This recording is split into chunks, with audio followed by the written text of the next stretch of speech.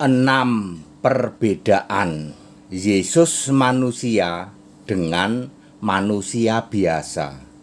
Ada 6 perbedaan Yesus manusia dengan manusia biasa pada umumnya. Saya Pendeta Henry Tandianta, Master of Bibliology Study, Tan Hoi Nai. Apa bedanya Yesus fisik manusia dengan manusia biasa? Banyak yang menafsir dengan 1001 tafsir, padahal ada jawabannya di Alkitab. Salah satunya adalah 2 Yohanes 1 ayat 7. Yang tidak meyakini, tidak percaya, yang menolak Yesus datang jadi manusia, itu antikris. Tritunggal menolak, segitiga menolak. Sebab bagi Tritunggal dan segitiga, Yesus datang itu sebagai Tuhan 100%, manusia 100%. Kalau Anda menolak Yesus datang jadi manusia, maka kamu antikris. Jadi antikristus itu Tritunggal dan segitiga. Iya betul, yang menolak Yesus datang jadi manusia. Bagi Tritunggal, Yesus itu datang jadi Tuhan, ya, jadi juru selamat, jadi Kristus. Gara-gara Lukas 2 ayat 11, dia tidak paham konteks waktu sama sekali. Ini sama dengan Yesaya 9 ayat 6, ya. Belum lahir, Pak, tapi sudah ditulis telah lahir, telah diberikan untuk kita, padahal belum. Nah, itu dia. Nggak paham konteks waktu dia. Apa bedanya Yesus fisik manusia dengan manusia biasa pada umumnya? Banyak yang menafsir dengan 1001 tafsir, padahal ada jawaban di Alkitab. Nomor 1, 4 unsur manusia. Manusia terdiri dari 3 atau 4 unsur. Kalau Tritunggal akan bilang 3, supaya bisa secara biadab dicocok-cocokin sama Allah. Sebagaimana manusia 3 unsur, maka Allah itu juga ada 3. Bapa, Anak, Roh Kudus, tapi 1. Kan manusia itu 3 unsur tapi 1. Biadabnya Tritunggal, ya, manusia itu 4 unsur. Tubuh, jiwa, nyawa, dan roh. Kenapa nyawa selalu dihilangkan oleh Tritunggal? Biar cocok, Pak. Kalau ada nyawa kan jadi 4, Pak. Jadi nggak cocok dengan Tritunggal. Nah, saya kasih tahu, ya Bapak Ibu Saudara, Anda yang pernah atau sering mendengar bahwa sebagaimana manusia terdiri dari 3, yaitu tubuh, jiwa, dan roh, secara biadab Allah yang pencipta disama-samain sama manusia ciptaan. Tritunggal itu betul-betul biadab, menyamakan Allah sang pencipta dengan manusia. Yesus sebagai manusia dibandingkan dengan seorang manusia pada umumnya sama-sama punya 4 unsur, yaitu tubuh fisik, jiwa yaitu pikiran, nyawa yaitu darah dan nafas, dan roh. Cuman bedanya Yesus itu punya roh Allah, ya, Roh Kudus, Matius 1 ayat 20. Dan dagingnya tidak mengalami kebinasaan, Kisah 2 ayat 31. Ya, kalau manusia itu rohnya roh manusia di dalam Kejadian 1 ayat 27. Kalau Yesus walaupun manusia, rohnya Roh Kudus, roh Allah, ya, di dalam Matius 1 ayat 20. Terminum dulu ya.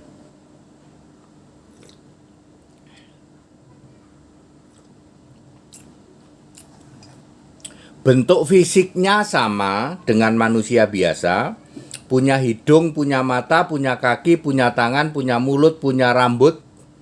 Bahkan aksesoris yang disunat, ya, aksesorisnya Yesus yang disunat sama dengan aksesoris manusia laki-laki biasa. Saya ngomongin aksesoris aja. Nomor 2, beda asal usulnya. Yohanes 8 ayat 23, Yesus berkata, "Aku berasal dari surga, dari atas, bukan dari dunia ini. Sedangkan manusia biasa berasal dari dunia ini, atas keinginan laki-laki kepada perempuan, asal dari bapak, usul dari ibu." Ya. Nomor 3, tidak ada dosa waris dan dosa perbuatan. Yesus sebagai manusia di dalam dia, artinya secara genetik di dalam dia tidak ada dosa. Secara genetik tidak ada dosa waris. Sehingga Yesus ini tidak bisa mati. Sebenarnya Yesus tidak bisa mati, ya. Makanya karena tidak ada dosa waris, maka tubuhnya tidak mengalami kebinasaan, nggak bisa membusuk, ya.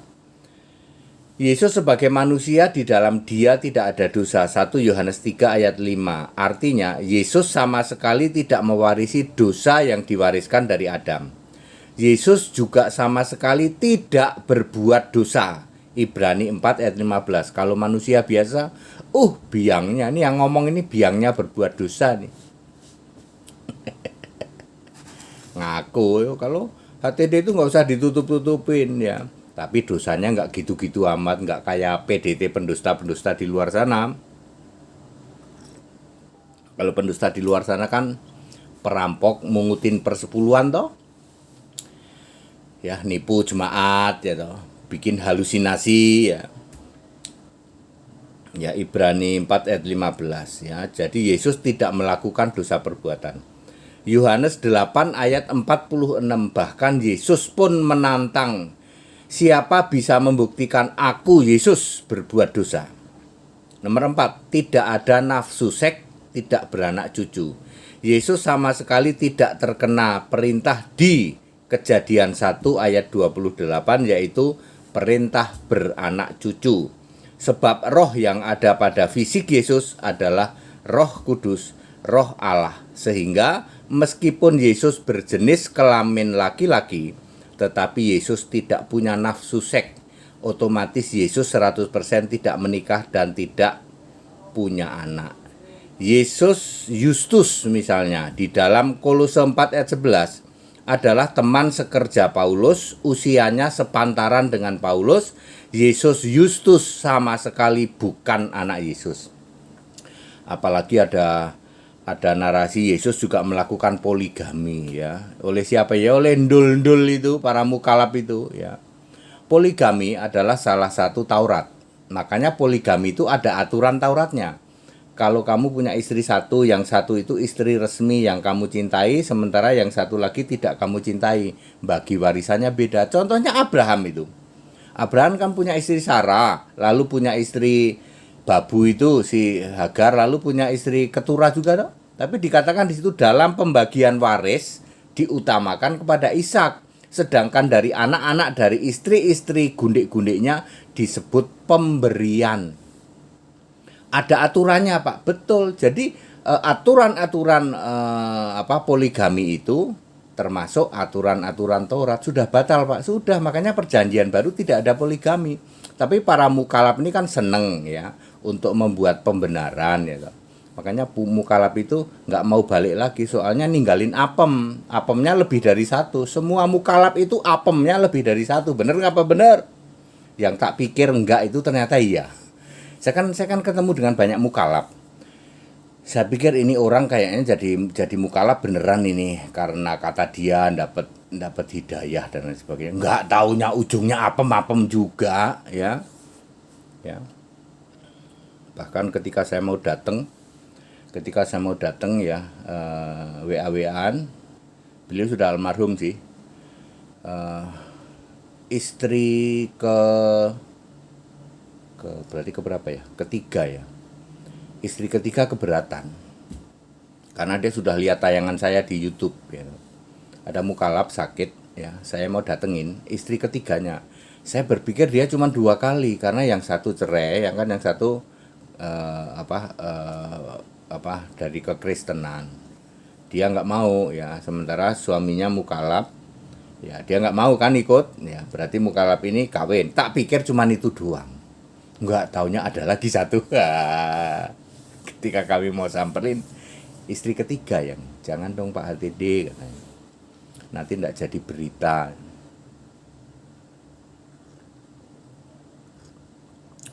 Aturan poligami pembagian warisan termasuk Taurat sudah batal, ya ndul. Jadi kamu nggak usah goreng-goreng, ya. Orang Kristen Yesus menyetujui poligami, pikiranmu yang tumpul. Kemudian nomor 5, bisa mati dan bisa bangkit sendiri. Yesus bisa mati dan bisa bangkit sendiri. Yohanes 10 ayat 17 dan 18, aku memberikan nyawaku untuk menerimanya kembali. Memberikan nyawaku itu maksudnya mati. Yesus menyerahkan nyawanya, Yesus memberikan nyawanya, itu maksudnya mati. Aku memberikan nyawaku menurut kehendakku sendiri. Jadi Yesus menyerahkan nyawanya, diserahkan ke siapa? Ke Allah dong, menurut kehendak Yesus sendiri. Jadi ini tidak ada yang mengintervensi waktu Yesus menyerahkan nyawanya di dalam Matius 27 ayat 50. Yesus berteriak di ayat 46, 27, 46, Eli Eli lama sabachthani, lalu dikasih anggur asam, lalu teriak sekali lagi di ayat 50, 27, Matius 27 50. Yesus menyerahkan nyawanya. Yesus sendiri yang menentukan. Aku sendiri, ya, perhatikan baik-baik.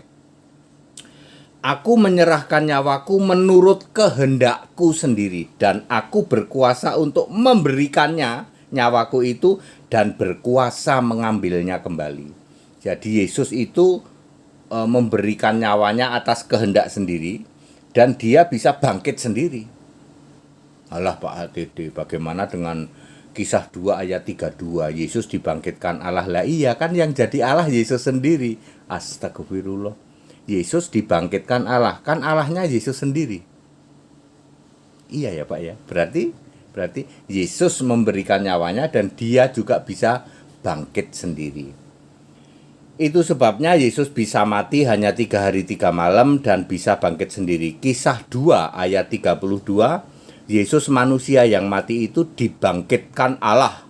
Iya, itu benar. Sebab Allah adalah Yesus sendiri yang roh itu. Bingung Pak, makanya mukalaf tidak pernah nyampe pikirannya memahami Alkitab. Cuman berkoar-koar, nyebar bau mulut. Itu sebabnya Yesus yang sudah bangkit itu disebut Tuhan. Tuhan itu pasti roh. Dan Kristus itu juga Allah yang roh. Kisah 2 ayat 36. Nomor 6, bisa menampakkan diri selama 40 hari untuk membuktikan bahwa Yesus itu benar-benar hidup setelah mati 3 hari 3 malam. Maka Yesus yang sudah roh menampakkan diri memakai tubuh yang sama, sehingga murid-murid itu dapat mengenali bahwa dia itu memang Yesus yang kemarin disalib itu.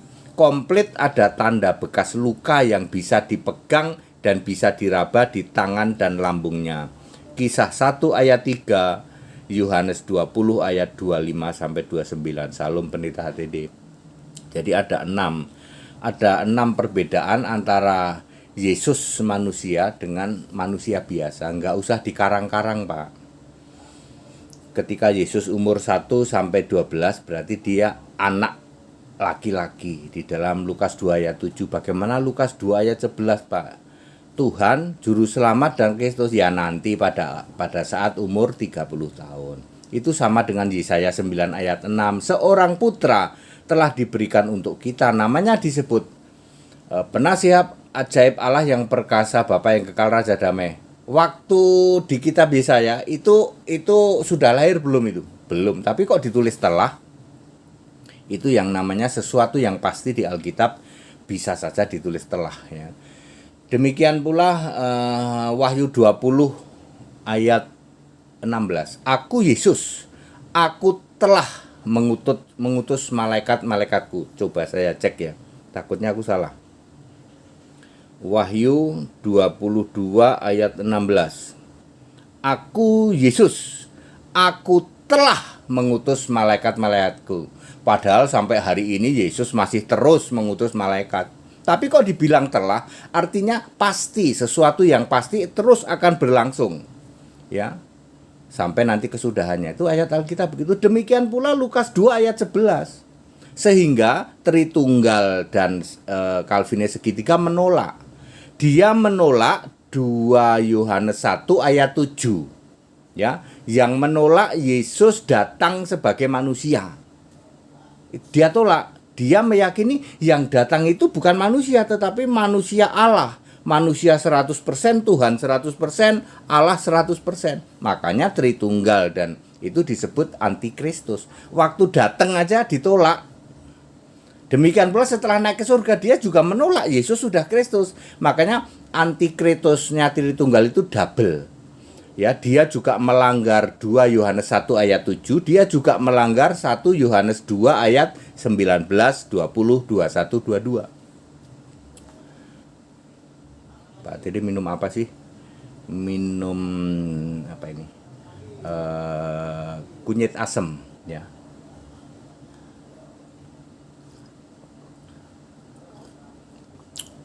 Ya ada si mbak-mbak jualan jamu, aku bilang kunyit asem, minta yang banyak saya, nanti tak simpen di kulkas, terus nanti kalau ini tak panasin begitu.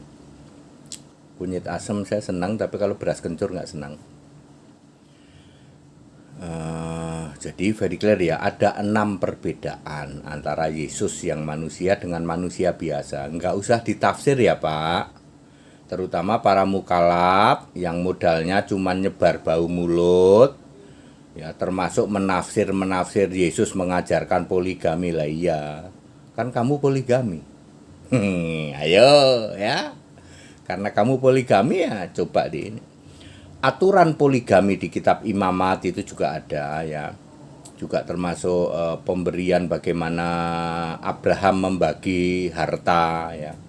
Kan di situ ditulis kepada Ishak dikasih yang banyak, sedangkan anak-anak dari gundik-gundiknya cuma dikasih pemberian. Itu semua sudah batal karena Taurat itu batal. Makanya 1 Korintus pasal 7 itu 1 istri 1 suami. Baca ndul. Jadi jangan ngarang-ngarang ya. Namanya juga usaha Pak ya. Kan Anda para mukalaf kan apemnya lebih dari 1. Jadi Anda ingin ngajak-ngajak orang Kristen korek-korek Alkitab. Alkitab juga menyetujui poligami. Poligami, aturan-aturan yang kamu baca itu Imamat, di kitab Imamat lah, kemudian di kitab Kejadian bagaimana Abraham membagi warisan, itu semua termasuk. Nanti juga ada pembagian warisan di Imamat juga banyak seperti itu. Imamat bilangan itu suka ada. Itu termasuk Taurat, termasuk salah satu dari 613 perintah dan larangan. Itu batal tak iye, Efesus 2 ayat 15. Jadi very clear, ada 6 perbedaan Yesus manusia dengan manusia biasa kayak kita ini. Ya. Mungkin yang itu adalah tubuhnya tidak bisa binasa. Kalau kita kan mati 3 hari busuk dong. Kalau Yesus mati 3 hari sembuh. Makanya dia makan ikan goreng. Tujuannya demonstrasi di depan mereka. Kemarin kan kamu ada yang nusuk lambungku toh, baru 3 hari. Sekarang aku makan ikan goreng, pasti minum juga. Dari lambungnya nggak bolong itu, nggak terus mancur itu keluar daging ikan goreng sama es jeruk misalnya dia minum es jeruk gitu ya, enggak, itu untuk demonstrasi ya. Dalam waktu 3 hari mestinya makin membusuk, tapi ini malah sembuh. Itu hebatnya Yesus, dagingnya beda dengan daging kita ya. Kemudian kalau darahnya belum pernah ada yang meneliti, tapi ya bagi saya simpel saja lah, darahnya tetap warna merah. Kromosomnya berapa nggak penting ya loh, nggak penting ya, toh juga berubah menjadi roh toh ya, tubuh kemuliaan toh. Terus tapi yang lain itu ya sama, hidung, punya mata, punya telinga ya toh. Bahkan aksesoris yang disunat di dalam Lukas 2 ayat 21 ya, aksesoris punya Yesus yang disunat sama dengan aksesoris kita ya. Anda yang disunat ya sama kayak gitu ya, seperti itu. Jadi Yesus itu menjadi Tuhan, menjadi itu Tuhan fisik ya, Tuhan yang fisik, Nabi yang fisik, Guru yang fisik, Kristus yang fisik, Mesias yang fisik, itu pada umur 30 sampai 33 doang. Ya, seperti itu. Ketika mati tubuhnya tidak mengalami kebinasaan. Jadi perubahan Yesus itu ada di umur 30. Ya, pada waktu anak-anak ya anak-anak biasa, jangan Anda berpikir Pak itu kulupnya yang dikerat ya toh, itu membusuk nggak Pak? Ya membusuk, wong itu Yesus masih anak-anak kok. Yesus itu dagingnya tidak bisa binasa itu setelah dia melayani, setelah mati, setelah disalib, setelah dikubur. Dagingnya tidak mengalami kebinasaan. Lalu dia bangkit memakai tubuh yang sama. Sama, jadi dia roh, bisa nembus dinding, ya, bisa menghilang, ya, tapi bisa makan, bisa dipegang, dia roh, ya, seperti itu ya, memakai tubuh yang sama sehingga para murid kenal, oh ini Yesus. Coba kalau memakai tubuh yang lain, ya, ya mereka tidak akan kenal. Ya. Very clear ya. Jadi ada 6 perbedaan Yesus yang manusia dengan manusia biasa kita ini. Pasti nancep Pak, pasti nancep. Jangan tafsir ya. Jangan pakai 1001 tafsir, terutama para mukalaf, termasuk poligami, termasuk sujud, termasuk apa lagi itu ya. Ya, Taurat sudah batal ya, Ndul. Ya, nggak usah dikorek-korek lah ya. Ya, kita Kristen ini Kristen Alkitabiah ya, ikutin yang di perjanjian baru ya. Kalau ajaran-ajaran, aturan-aturan yang sifatnya agamawi, Taurat itu batal. Wong Kristen bukan agama kok. Kita Indonesia, kita Pancasila, toleransi harus, keberagaman wajib disyukuri, bersahabat dengan beda iman itu bisa. Ya, tetap pilih yang rambut putih ya. Jangan pilih yang sudah moralnya terjun bebas, yang sudah tidak tahu malu, 2 kali dinyatakan pelanggaran moral tapi mundur juga enggak ya. Semua menyerukan moralmu terjun bebas, moralmu minus ya toh. Ya, sebagai orang yang Kristen ya, kita jangan memilih orang yang moralnya minus ya. Pilihlah yang rambut putih nih ya. Very clear. Segala hormat kemuliaan untuk Yesus Kristus, satu-satunya Allah yang benar. Haleluya, amin.